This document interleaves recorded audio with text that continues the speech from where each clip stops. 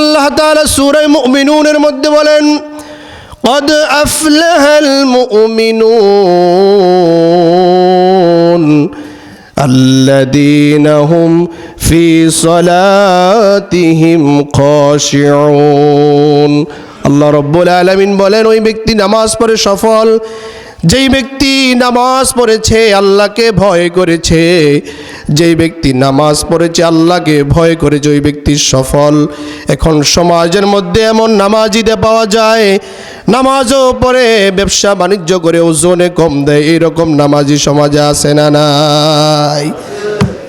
নামাজও পড়ে দুধের মধ্যে পানি মিশিয়ে বাজারে বিক্রি করে দেয়, নামাজ পড়ে অন্যের জমির হাইল ঠেলতে ঠেলতে 3 হাত 5 হাত পর্যন্ত ঢুকে যায়। নামাজও পড়ে ভাইয়ের অধিকার দেয় না, বোনের অধিকার দেয় না। বোন সম্পদ চাইতে আসলে তাকে রূঢ় আচরণ করে, খারাপ আচরণ করে তাড়িয়ে দেয়।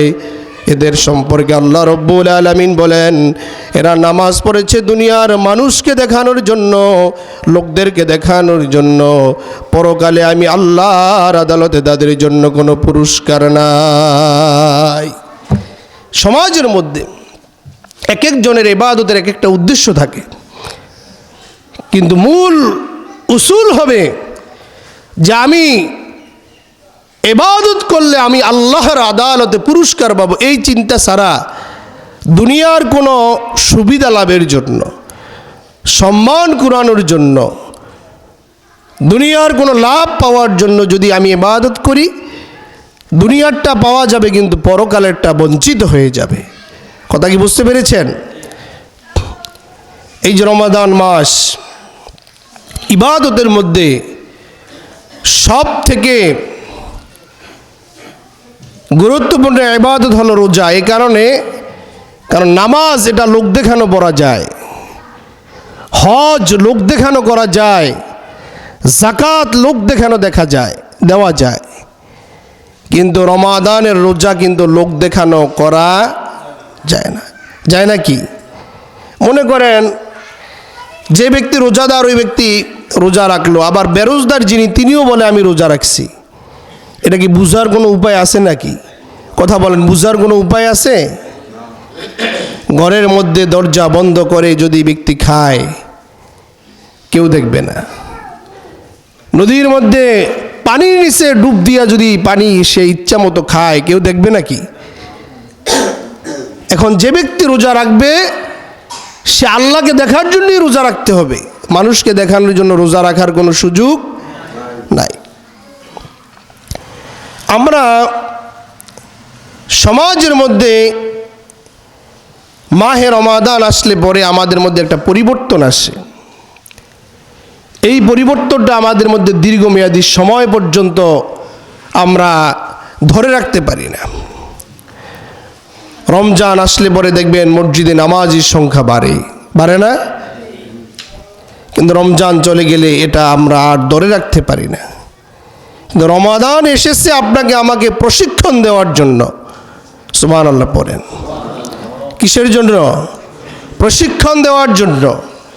যে একটা মাস আমি প্রশিক্ষণ দিব, বাকি 11 মাস একজন মুমিন ব্যক্তি এই প্রশিক্ষণের আলোকে পরিচালিত হয়ে আল্লাহ পাকের জান্নাতের উপযুক্ত হবে। বলেন সুবহানাল্লাহ। কিন্তু আমরা কি প্রশিক্ষণ দিচ্ছি? এই মাস আসার পরে আগের থেকে যদি পরিবর্তন না হয়, যেমন এই মাসের মর্যাদা বৃদ্ধি পাওয়ার 1 নম্বর কারণ হলো এই মাসে আল্লাহ পাক কোরআন নাজিল করেছেন। সুবহানাল্লাহ পড়েন। আল্লাহ রাব্বুল আলামিন বলেন, শাহরু রমাদানাল্লাযী উনজিলা ফীহিল কুরআন হুদাল লিন-নাসি ওয়া বাইয়িনাতিন মিনাল হুদা ওয়াল ফুরকান। আল্লাহ বলেন, এটা হলো ওই মাস যেই মাসে আমি আল্লাহ পাক কোরআন নাজিল করেছি। সুবহানাল্লাহ পড়েন। এখানে একটু বলে দিতে হয় যে কোরআন তো রসুলের 23 বছর জিন্দেগিতে আল্লাহ নাজিল করেছেন বিভিন্ন জায়গায় প্রয়োজন অনুসারে, কিন্তু আল্লাহ বলছেন কোরআন রমজান মাসে নাজিল করেছেন। বিষয়টা তো দ্বিপাক্ষিক হয়ে যায় না?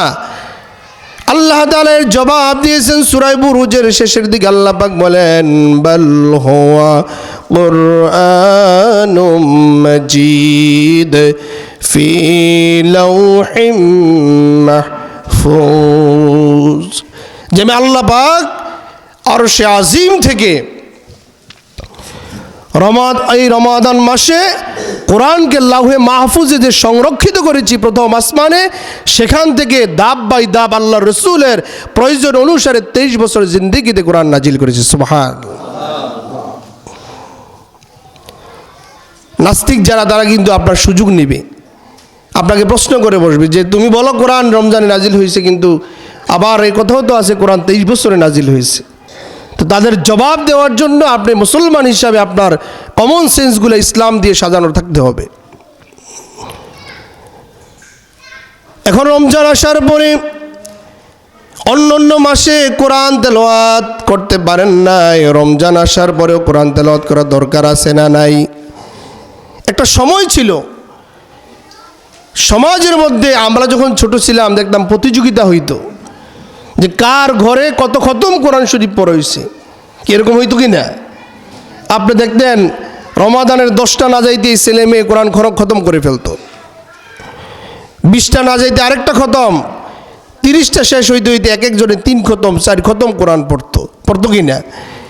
এখন কিন্তু এটা সমাজ থেকে দিন দিন লোপ পাচ্ছে। লোপ পাওয়ার 1 নম্বর কারণ হলো ছেলেমেয়েরা যেই সময় কোরআন তেলাওয়াত করবে ওই সময় তারা মোবাইল নিয়ে আসক্ত থাকে, মোবাইলে ঘন্টার পর ঘন্টা সময় তারা ফেসবুক ইন্টারনেটে নষ্ট করতেছে।